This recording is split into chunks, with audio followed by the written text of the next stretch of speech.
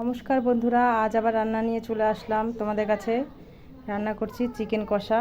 এই চিকেনটা ধুয়ে নিয়েছি, দেখো হাফ কেজি চিকেন আছে। এই রসুন আদা পেস্ট করা আছে, ম্যারিনেট করে রাখবো মাংসটাকে। আগে দিয়ে দিলাম রসুন আদা,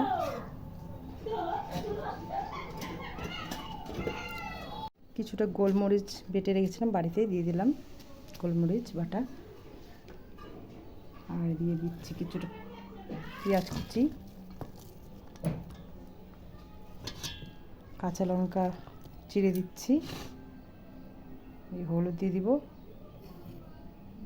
লবণ দিয়ে দিব, দিয়ে দিচ্ছি সরিষার তেল,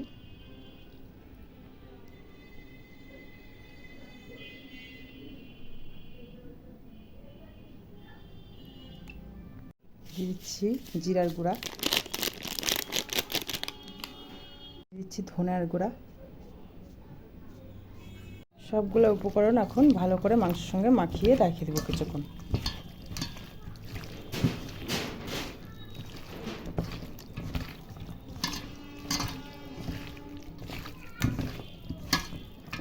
মাংসটা আজকে আমি গোলমরিচ দিয়ে আর কাঁচা লঙ্কা দিয়ে করবো, আর কোনো শুকনো লঙ্কা গুঁড়া টুড়া দেবো না।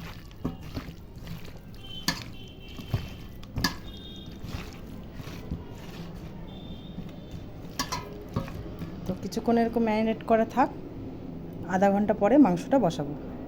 ততক্ষণ আলুটা ভেজে নিচ্ছি।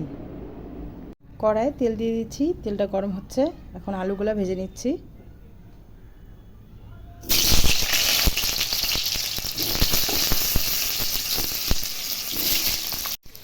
লবণ দিয়ে দিলাম, হলুদ দিয়ে দিলাম। আমার আলুটা ভাজা হয়ে গেছে, উঠিয়ে নিয়েছি। এখন পটল 3টা ভেজে নিচ্ছি, তারপরে মাংসটা বসা দিব। তেলটা দিয়ে দিচ্ছি, গরম হয়ে যাচ্ছে, এখন পটলগুলো ছেড়ে দিচ্ছি।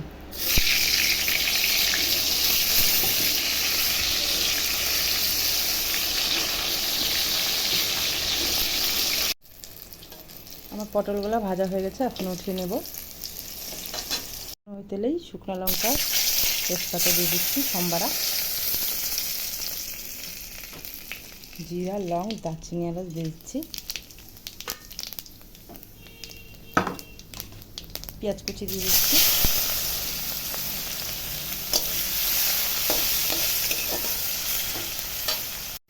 পেঁয়াজটা ভাজা হয়ে গেছে, এখন মাংসটা দিয়ে দিচ্ছি।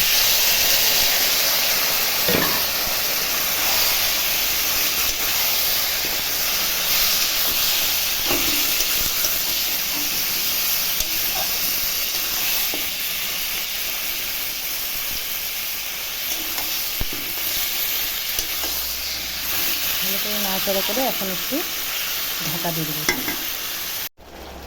দেখো আমার মাংসটা কষতেছে, কালারটা সেরকম না আসলেও, লাল না হলেও খেতে কিন্তু খুব ভালো হবে। আলুগুলো দিয়ে দিচ্ছি, এখন আরও একটু কষাবো ভালো করে।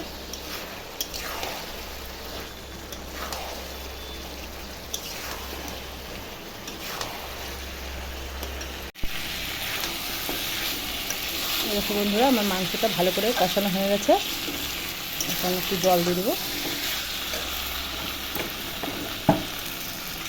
গরম জল দিব, গরম জলটা করে রেখেছিলাম। ঝোলটা ফুটুক, তারপরে কিছুক্ষণ পর নামিয়ে দেবো।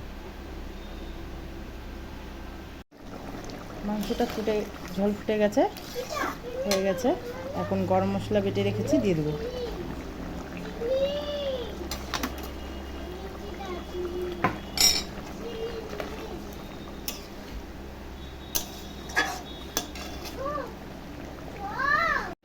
আমার মাংস তৈরি হয়ে গেছে। তো দুপুরকার লাঞ্চ করে নিচ্ছি বন্ধুরা, তোমরাও করে নাও। টাটা বন্ধুরা।